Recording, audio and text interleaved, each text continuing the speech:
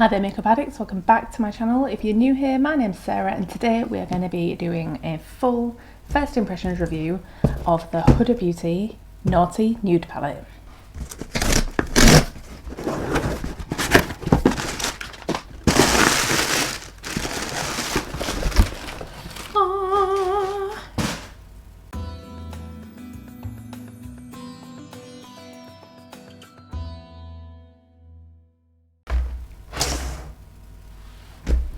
So if you've been in one of my full first impression reviews before, you know what's about to happen. We're going to unbox this thing, we're going to do 3 different types of swatches, and then we're going to do some eyeshadow looks to test them on the eyes and give them a full test drive.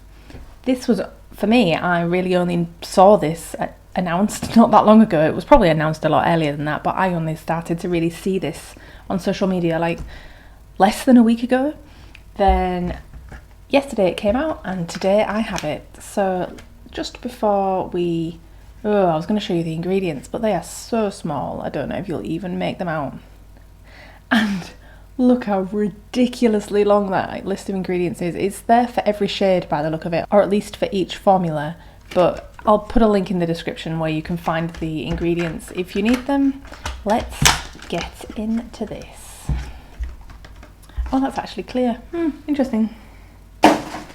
What a gorgeous palette. Oh, it's not what I thought it would be. I actually thought it would be shiny like that box is, but it's actually quite a matte palette with a rose gold naughty handwriting on it that's raised, so you can feel that naughty there. Tells us on the back we've got 18 eyeshadows in 5 ready to layer textures, 8 velvety soft powerful mattes, 5 high shine metallics, 3 multi-reflective shimmer cream marbles, 1 matte cream marble and 1 sheer pearly gloss hybrid. Interesting.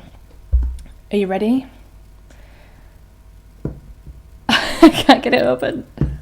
Oh, you have to press, do you have to press that in? No, you just have to get your nails in. You ready?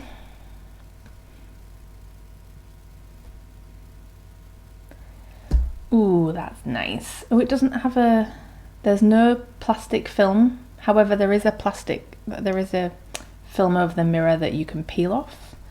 This looks really weird. I mean, isn't this weird? This looks like it's not been mixed right. So does this and this. These are clearly the marble ones. They look so strange. This, can you see that?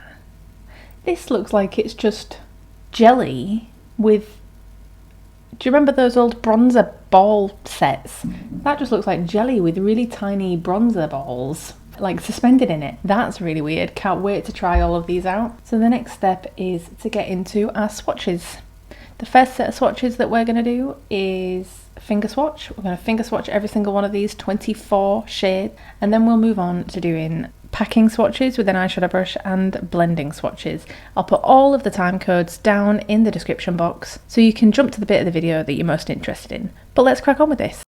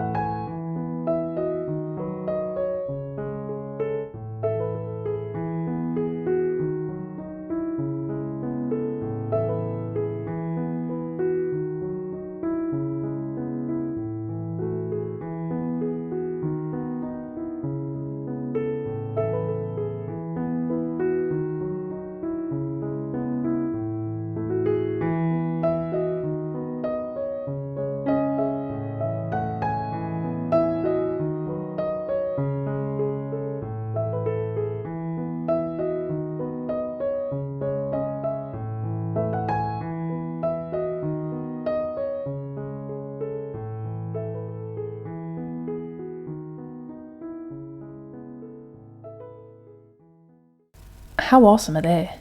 I mean, honestly, they're absolutely awesome. Do you know what I really like about this palette? Just my, like, a true first impression, is that none of the colours are really that close to each other. So you don't feel like you're getting two really similar shades in a palette. That's really nice. Off the bat, naturally, this is ridiculous. That is absolutely ridiculous. And it does have a bit of an orange-brown shift on it when you move it around, though I don't really think you can see it on the camera. Maybe. It like goes quite dark when you're off the reflective. Then when you're on the reflective, it's this pow, bright pink. These glittery... Well, glittery, is it glitter? They do have speckles in them, so let's call them glitter. These glittery shades are really gorgeous. What I would say though, interestingly, is that when you look at a Nude palette, you would talk about how buttery the shades are and all the rest of it. These marble shades, I wouldn't describe them as buttery. They actually feel quite rough in the palette, and then once you've like moved your finger around in it a couple of times, then it starts to feel buttery. It's almost as if they need warming up. Really weird. However, they all performed really well. This one here, Slippery it's called, is the only one that I got nothing from when I swatched it. And it is this one, and when you touch it, it feels wet, like genuinely wet. I wonder if you have to like wear that down before you get something. No, still. Oh, there is something there. Come on. It's really like pink, but then you put it down and there's just nothing there. It's like, I wonder if it's like one of those, well, it's called a jelly, I suppose, but I wonder if it's like a gloss that you're supposed to put on to make your eyes look wet, because I think it would certainly do that. It looks like I've wet that. But anyway, that's these. Let's crack on with eyeshadow brush swatches. Just in case you're new to this channel, let me just explain how these are gonna work very quickly. So the first thing that I'm going to do between each round of swatches is prime my arm. I'm going to do that with this NYX Studio, I never get it right, I use it every time, HD Studio Photogenic eyeshadow base. The reason I use this and you never really see me use it on my eyes is because it's just easier to apply than anything else. I find it just really easy to just swipe that all over my eyes. So I'm going to prime my arms. Then we're going to do a set of packing swatches. For that we're going to use a MAC 239. Between each colour I'll use this little colour swatcher, I call it, to take the colour off the brush. If I feel like the brush is getting a bit too dense with colour, I'll swap to a new brush, but these generally last quite well. Then what we'll do is I will reprime my arm again, and then what we will do is move on to blending swatches. We'll do this with a MAC 221 brush, again wiping off the shadow between each brush. Don't worry if you see the colour still on the brushes, it's just the stain. The colour swatcher gets rid of the actual product off the brush. The other thing worth noting is that I play these back at between 130 and 150 times the actual speed, just so we're not here all day, and I cut out where I wipe the colour off or really speed that up so you can barely see it, just to cut down on the time of these videos, or they will be super mega long. So without further ado, let's give you some brush swatches.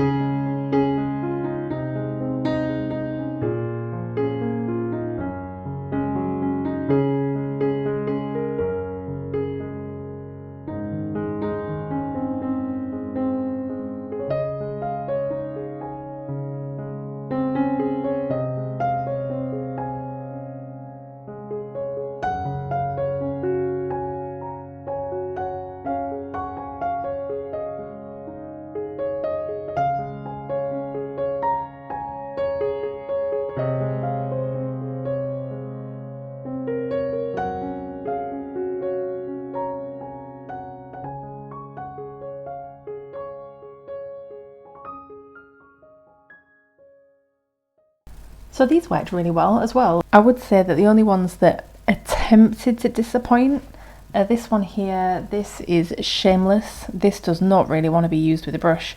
I mean, the glitter's there. I don't really know if you can see it. The glitter's there, but there's like no colour behind it, so definitely want to be put on with a finger, I would say. The same goes for this one, this gold one, Tantric. This one here also didn't really want to be swatched with a brush. Interestingly, I feel like I got more with a brush from this jelly shade than I did with my finger. I don't know if it's because it's just warming up and I'm digging into it. It does have a wet look, however, that is now, it's a bit tacky. It's a little bit tacky, so we'll see how that plays out. But overall, these look pretty good. The shimmers definitely pay off better with your finger so far than they do with a brush. Unsurprising at this point, I would say. But the mattes are like effortlessly buttery with a brush. Just straight on, no patchiness, all really nicely laid down. Very, very happy so far. Let's move on to the blending swatches.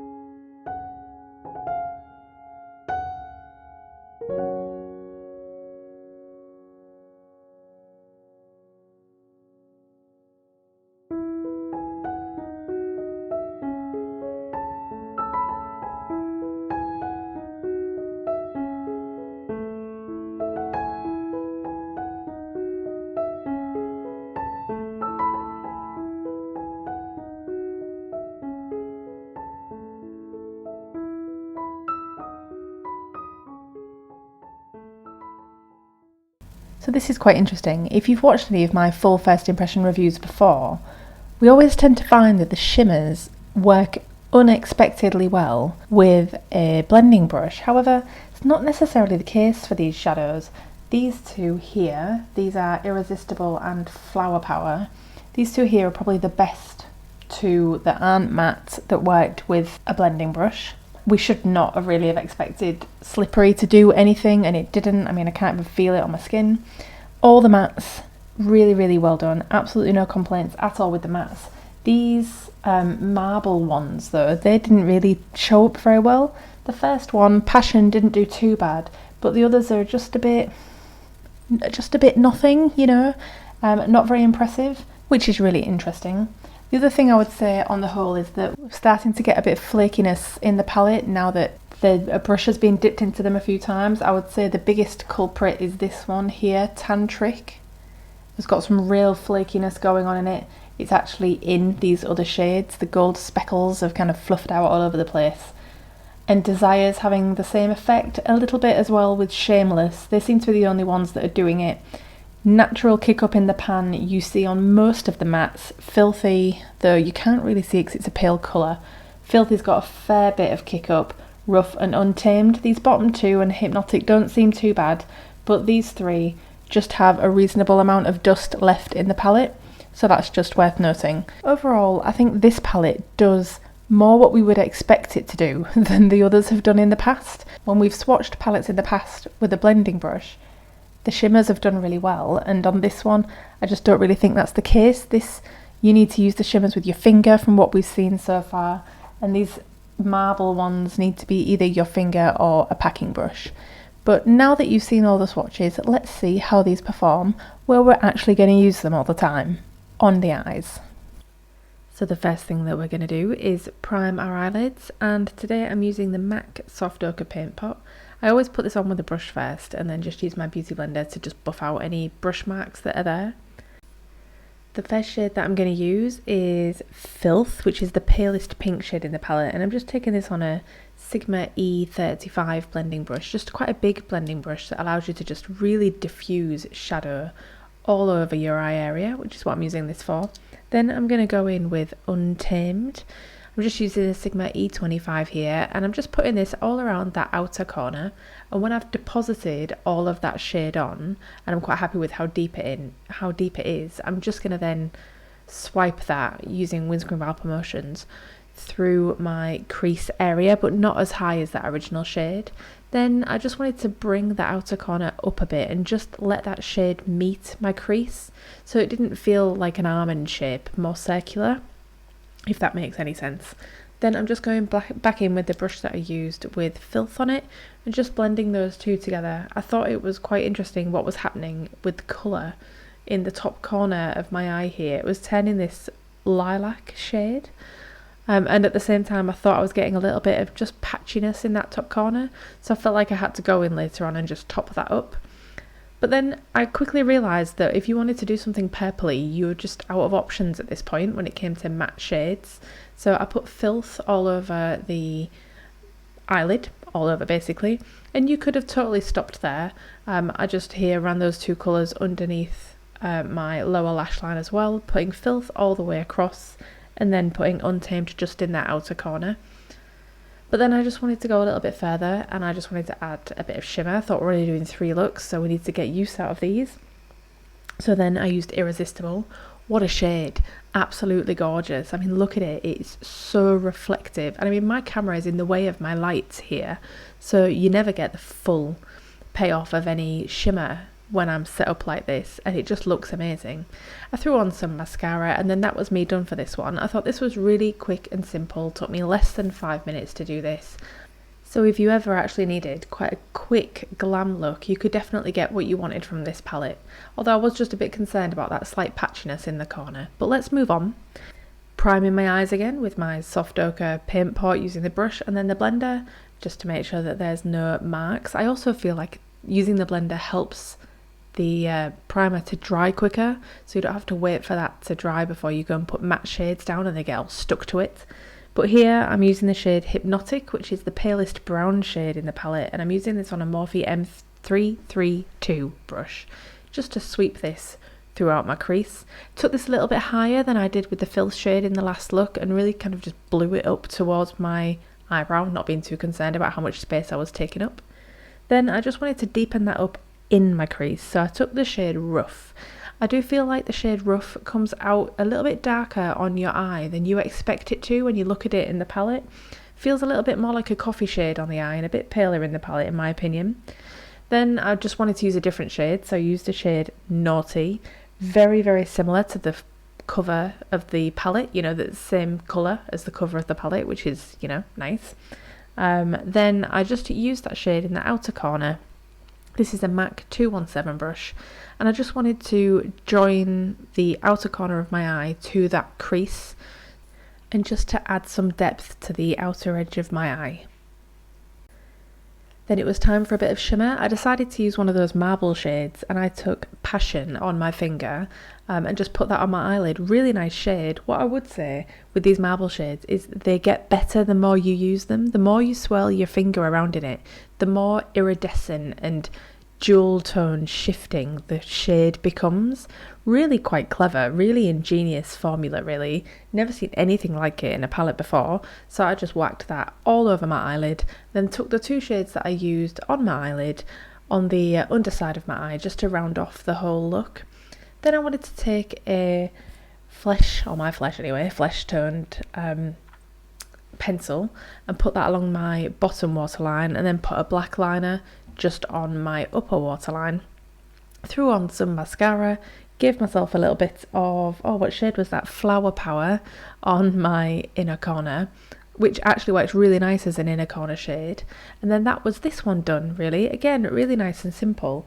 And I found that that Passion shade really impressed me. It was better than I thought it performed in the swatches. And I just feel like it needs warming up and mixing up a bit with your finger in the pan. So if you do get this palette, have fun with that one. Moving on to the last of our looks today. This is me just changing up my primer. I'm going to use the P. Louise base just to make sure it performs the same way with two different bases. Feels like a sensible thing to do. And what I wanted to do was I wanted to do a halo eye this time. However, I found myself using very similar shades. So this, you can see, is Hypnotic, that I'm just running through the crease again. And then taking the shade Naughty, once again, as you'll see in a moment, just to deepen up the inner corner and the outer edge in an attempt to turn this into a halo eye. The other thing that I really wanted to try in this look was that shade Slippery, because I've not really given that a chance yet, and I think what I was trying to achieve was to put an eye look down and then to put Slippery on top and make it turn into like a shiny, glossy version of whatever I end up with in a minute. So we'll see how that works for us. Stand by for that. But here you can just see I'm putting the shade Naughty down on my inner corner and my outer corner, and then just connecting those two through my crease. Here I'm just blending all of that together. I did find that there was the odd harsh line here or there, and it just took a little bit of blending out. Then it is also a situation where the more you blend, the more you lose the pigment as it gets diffused, and you have to go back in and top that colour up. So this is something that you're going to have to bear in mind with this palette as well. However, I must admit, I would rather that be the case than you just put some eyeshadow down and it's way too much, because it's far easier to add than it is to take the shade away. Then I just add those exact two same shades again, Hypnotic and Naughty, in my lower lash line. And here we go. This is Tantric. It looks amazing in the pan and it looks brilliant when you put it on your eye. However, the fallout is real. So much fallout. You can feel it falling onto your face. And even when you do it with the finger, I did try with a brush to just like blend out the edges, but all I was doing was causing fallout at this point. I actually feel like I should have put a glitter glue down, and maybe that would have got rid of that problem.